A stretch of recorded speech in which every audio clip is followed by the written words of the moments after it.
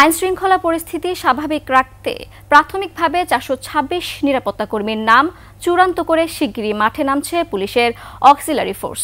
তাদের দেয়া হচ্ছে গ্রেফতারের ক্ষমতা, থাকবে না কোনো পোশাক, তারা বহন করবেন না কোনো অস্ত্র। তবে নিরাপত্তা বিশেষজ্ঞের আশঙ্কা এই উদ্যোগ আইন শৃঙ্খলার জন্য ঝুঁকি তৈরি করবে। দীপু শিকদারের রিপোর্ট।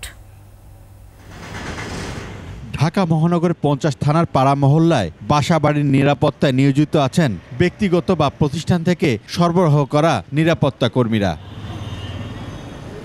ছোট বড় ব্যবসায়িক প্রতিষ্ঠানের ভবন, এটিএম বুথ, মার্কেট সহ বিভিন্ন স্থাপনায় দায়িত্ব পালন করেন তারা।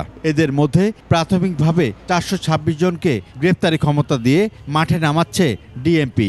এ নিয়ে কি ভাবছেন তারা? কোনো অপরাধী বা কোনো রোংবাজ পালে আমরা পুলিশকে ধরে দিয়ে দেব। পুলিশের মাথায় ছিনতাইকারীরা মাথায় বাড়ি দেয় ওদের হাতে অস্ত্র থাকা অবস্থা ওরা কিছু করতে না। আর আমরা পাবলিক হইয়া, আমরা সিকিউরিটি হইয়া আমরা কি করব? আমাদের গ্রেপ্তারের ক্ষমতা দিয়ে হবে না, আমাদেরকে হাতিয়ার দিতে হবে। পুলিশ বলছে গ্রেপ্তারের দিচ্ছে, আমাদের তো এরকম অস্ত্র দেয়নি আর ট্রেনিং এরকম করা হয়নি। একটা গুলি করলো, একটা পোস্ট দিল, আমাদের নিরাপত্তাটা তো দিবে কেনা।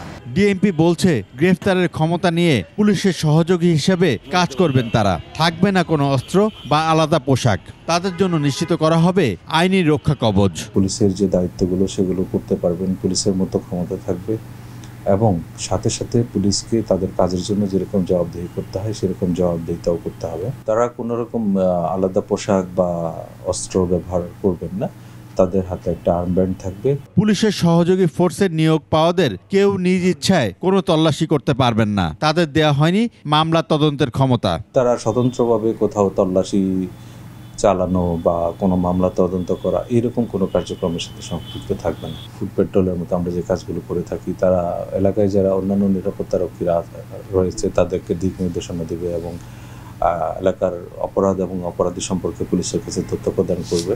এদিকে এই উদ্যোগের কারণে নতুন ঝুঁকির আশঙ্কা দেখছেন এই নিরাপত্তা বিশেষজ্ঞ। আইন শৃঙ্খলা বাহিনী অক্সিলারি ফোর্সকে সঠিকভাবে পরিচালনা করতে না পারলেই অক্সিলারি ফোর্সের মধ্যে থেকে অনেকেই পূর্ব শত্রুতা বা ব্যক্তিগত ইচ্ছা পূরণের জন্য অনেককেই এই বিভিন্ন ধরনের অভিযোগে অভিযুক্ত করে আটক বা গ্রেপ্তার করে তাকে আইন শৃঙ্খলা বাহিনীর কাছে ন্যস্ত করবে। অনেককে ভয় দেখিয়ে তার কাছ থেকে অর্থ কিংবা অন্য কোনো সুবিধা হাতিয়ে নেওয়ার অভিযোগগুলো কিন্তু তৈরি হওয়ার যথেষ্ট সম্ভাবনা রয়েছে। তবে শান্তিপূর্ণ একটি নগরী দেখতে চান সাধারণ মানুষ। দীপু শিকদার, ২১ টেলিভিশন, ঢাকা।